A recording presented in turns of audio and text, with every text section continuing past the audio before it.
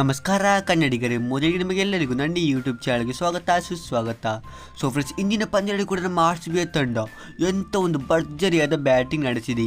ಅಂದರೆ ಇಂದಿನ CSK ಮುಂದಿನ ಪಂದ್ಯದಲ್ಲಿ ನಮ್ಮ RCB ತಂಡ CSKಯನ್ನು ಒಂದೇ ಸಮಯಕ್ಕೆ ಧ್ವಂಸ ಮಾಡಿ ಹಾಕಿ ಬಿಟ್ಟಿದ್ದು.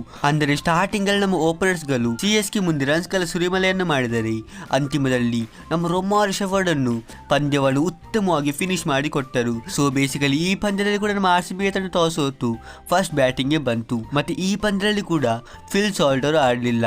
ಅವರಿಗೆ ಇಂಜರಿ ಸರಿಯಾಗದಿದ್ದ ಕಾರಣ ಇಲ್ಲಿ ಜಾಕೋಬ್ ಬೆಥೆಲ್ ಅವರೇ ಆಡಿದ್ರು. ಮತ್ತು ಜಾಕೋಬ್ ಬೆಥೆಲ್ ಅಂತ ಈ ಪಂದ್ಯದಲ್ಲಿ ಉತ್ತಮವಾಗಿ ಒಂದು ಬ್ಯಾಟಿಂಗ್ ಅನ್ನು ಆಡಿದರು. ಇವರು ಕೇವಲ 33 ಬಾಲ್ 55 ರನ್ಸ್ ಅನ್ನು ಹೊಡೆದರು, ಅದು ಕೂಡ 8 4 ಮತ್ತು 2 ಸಿಕ್ಸರ್ಗಳ ಜೊತೆಗೆ. ಮತ್ತೆ ಇವರ ಪಾರ್ಟ್ನರ್ ಆದ ವಿರಾಟ್ ಕೊಹ್ಲಿ ಅಂತೂ ಬೇರೆನೇ ಒಂದು ಫಾರ್ಮ್ ಅಲ್ಲಿ ಇದ್ದರು.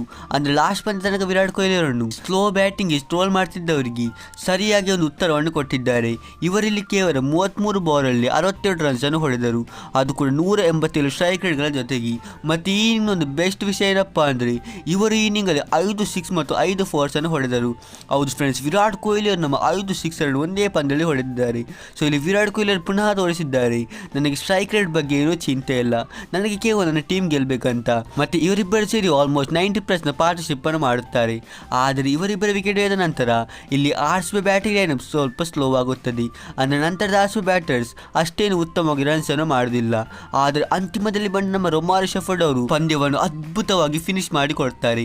ಅಂದ್ರೆ ರೊಮಾರಿ ಶೆಫರ್ಡ್ ಅವರು ಕೇವಲ 14 ಬಾಲಲ್ಲಿ 53 ರನ್ಸ್ ಅನ್ನು ಹೊಡೆಯುತ್ತಾರೆ. ಹೌದು, ಇವರ IPL ಇತಿಹಾಸದಲ್ಲಿ ಸೆಕೆಂಡ್ ಫಾಸ್ಟೆಸ್ಟ್ 50 ಅನ್ನು ಕೂಡ ಹೊಡೆಯುತ್ತಾರೆ. ಮತ್ತು ಇವರ ಸ್ಟ್ರೈಕ್ ರೇಟ್ ಇಲ್ಲಿ 378 ಆಗಿತ್ತು. ಇವರಲ್ಲಿ 6 6 ಮತ್ತು 4 4 ಅನ್ನು ಹೊಡೆಯುತ್ತಾರೆ. ಮತ್ತೆ ಶೆಫರ್ಡ್ ಅವರಂತೂ ಖಲೀಲ್ ಅಹ್ಮದ್ನ 19ನೇ ಓವರ್ ಅನ್ನು ಫುಲ್ಲಿ ಧ್ವಂಸ ಮಾಡಿ ಬಿಡ್ತಾರೆ.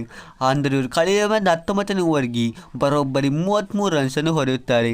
ಖಲೀಲ್ ಅಹ್ಮದ್ ಅವರು ಕೇವಲ ಈ ಪಂದ್ಯದಲ್ಲಿ 3 ಓವರ್ಸ್ ಅನ್ನು ಹಾಕಿ 65 ರನ್ಸ್ ಅನ್ನು ಕನ್ಸೀಡ್ ಮಾಡ್ತಾರೆ.